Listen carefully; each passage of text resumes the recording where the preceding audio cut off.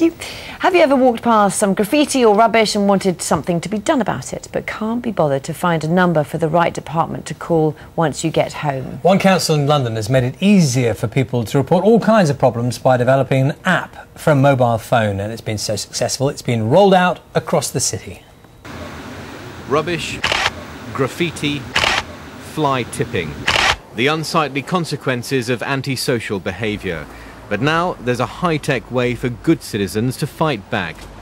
A smartphone app that reports problems with just a touch. The device captures the location, and then with a little bit of text, it's really easy to post it straight to a public website. We can then see what the problem is and send someone to deal with it. The app, pioneered in Lewisham, South London, works with any smartphone. Whatever the problem, the user is prompted to take a photograph, categorise it as anything from dog fouling to potholes, and then it's automatically sent to whichever council department can tackle it. Even recently, it used to be a case that you'd have to go and search through the council's website to find a set of forms to report something. Most people aren't going to go to that kind of trouble. Most people will see the problems and then blame the authority for not resolving them. So the easier it is using this kind of app, the more likely we are to get people to report things. It's led to speedier responses and cleaner streets. This railway bridge used to be covered in graffiti. And this is that same wall now. Since this scheme was introduced, they've reduced graffiti in Lewisham by 73%, and they've speeded up their response times. In 2003, it used to take them 2.5 days to clear up any graffiti. That's now been reduced to just half a day. And, say clean-up campaigners, the costs of the app are more than offset by the benefits to everyone.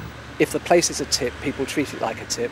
And if the place is well looked after, people feel better, their health outcomes are better, they exercise more, they let their kids play on the street. So actually there's a whole range of real benefits if we can manage our streets and our parks and our local spaces to a really high standard. So in that sense, this is investing to save.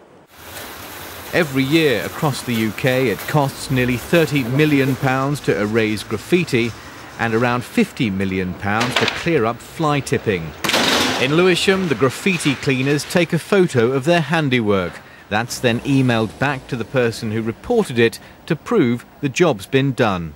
It's a bit easier than ringing some helpline and getting stuck on, on hold for ages or whatever. I wouldn't report or say anything about, usually. Do you think if it was as easy as just taking a photo on your phone and hitting one button, you might do? Yeah, I think so. The Cleanup app uses the latest technology to put council services at your fingertips. But not all of the old methods are being swept away. Ben Ando, BBC News.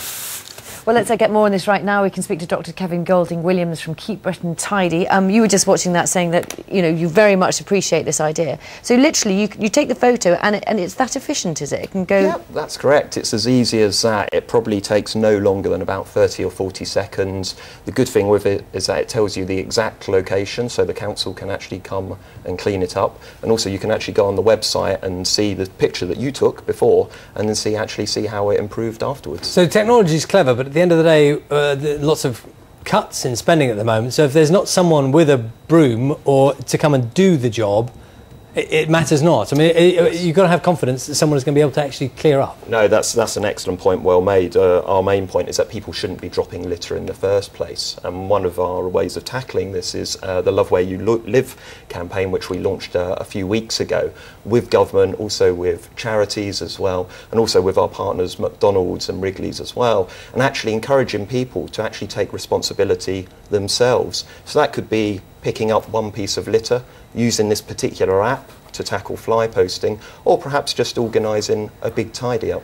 You mentioned your big sponsors there. I mean, some people might say that some of those fast food takeaway places are semi-responsible for a lot of the rubbish that we see on our streets. What do you do with them? Yeah, no, that was the whole idea around Love Where You Live. We held a major conference in December with DEFRA and with those organisations that you mentioned, and they were keen to really tackle the problem and see what they can do. McDonald's have run an advertising programme in their stores in the last month, urging people to love where you live, and that's really the aim of this campaign, the positivity around it. You can actually make a difference to improve the area that you actually live in. OK, let's leave it there. Dr. Kevin Golding from Keep Britain Tidy, thank you very much for your time this morning.